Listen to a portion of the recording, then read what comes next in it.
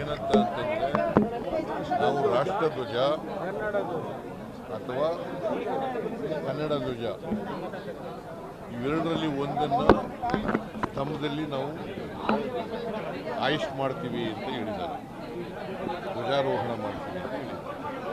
ಆ ಥರ ಮುಚ್ಚುವಿಕೆಯನ್ನು ಬರ್ಕೊಟ್ಟವ್ರೆ. ಹಂಗೇನೆ ಪಂಚಾಯತಿ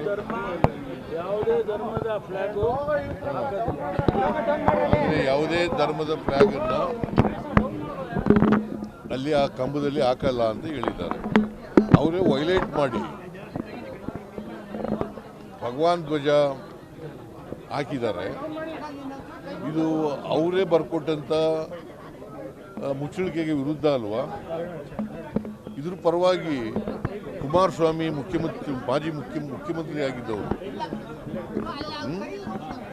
ಅವರು ಪ್ರತಿಭಟನೆ ಮಾಡಕ್ಕೆ ಹೋಗ್ತಾರೆ ಅಂತಂದರೆ ಇದು ಪ್ರಚೋದನೆ ಮಾಡಲಿಕ್ಕೋಸ್ಕರ ಚುನಾವಣೆ ಇರೋದ್ರಿಂದ ಚುನಾವಣೆಯಲ್ಲಿ ರಾಜಕೀಯ ಲಾಭ ಪಡ್ಕೊಳ್ಳಿಕ್ಕೋಸ್ಕರವಾಗಿ ಮಾಡ್ತಾ ಇರ್ತಕ್ಕಂಥ ಒಂದು ಕುತಂತ್ರ, ರಾಜಕೀಯ ಕುತಂತ್ರ ಇದು.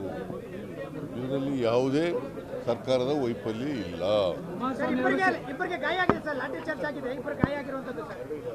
ಪೊಲೀಸ್ನವ್ರಿಗೆ ಹೊಡೆದ್ರೆ ಏನು ಮಾಡ್ತಾರೆ? ಲಾಠಿ ಚಾರ್ಜ್ ಗೊತ್ತಿಲ್ಲ ನನಗೆ. ಪೊಲೀಸ್ನವ್ರಿಗೆ ಹೊಡೆದ್ರು ಅಂತ ಇದೆ ನನಗಿರೋ ಇನ್ಫಾರ್ಮೇಶನ್ ಪ್ರಕಾರ. ಅದು ಬಿಟ್ಟರೆ ಬೇರೆ ಹೇಳಿದ್ದಾರೆ ನಕಲಿ ದಾಖಲೆ ಸೃಷ್ಟಿಯಾಗಿದೆ ಅಂತ ಹೇಳಿದ್ದಾರೆ. ರಾಷ್ಟ್ರ ಧ್ವಜದ ವಿಚಾರದಲ್ಲಿ ನಕಲಿ ದಾಖಲೆ ಸೃಷ್ಟಿಯಾಗಿದೆ ಅಂತ ಕುಮಾರಸ್ವಾಮಿ ಅವರು ಹೇಳಿದರು.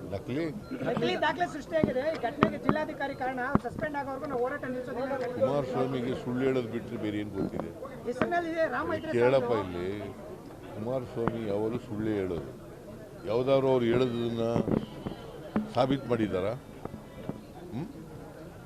ಯಾವುದಾದ್ರು ಸಾಬೀತು ಮಾಡಿದ್ದಾರೆ ಅಂದರೆ ಇವತ್ತಿನವ್ರಿಗೆ ಸುಮ್ಮನೆ ಅಲಿಗೇಷನ್ ಮಾಡಬೇಕು, ಮಾಡ್ತಾರೆ.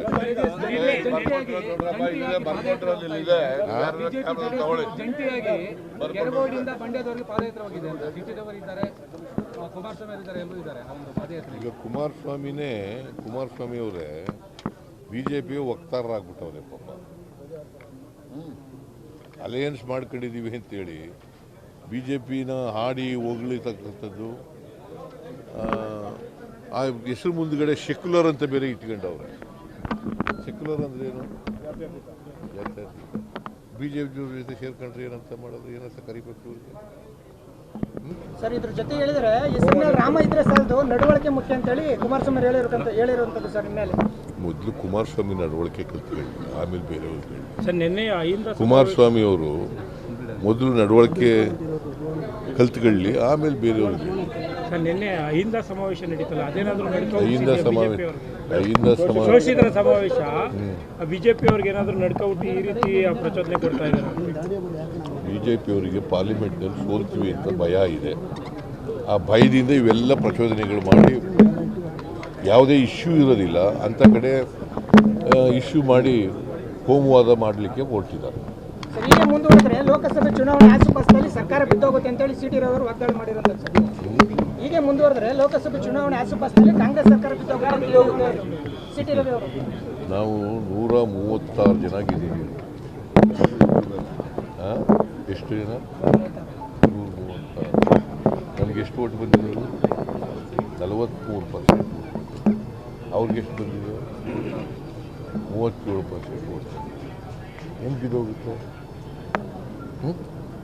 ಹೆಂಗೆ ಬಿದ್ದೋಗೋದು? ಹೆಂಗ ಕಾನೂನು ಯಾರೇ ಕೈಗೆತ್ಕೊಂಡ್ರು ಕೂಡ ಸರ್ಕಾರ ಸಹಿಸಲ್ಲ, ಕ್ರಮ ತಗೊಳ್ತೀವಿ ಅಂತವ್ರ ಮೇಲೆ.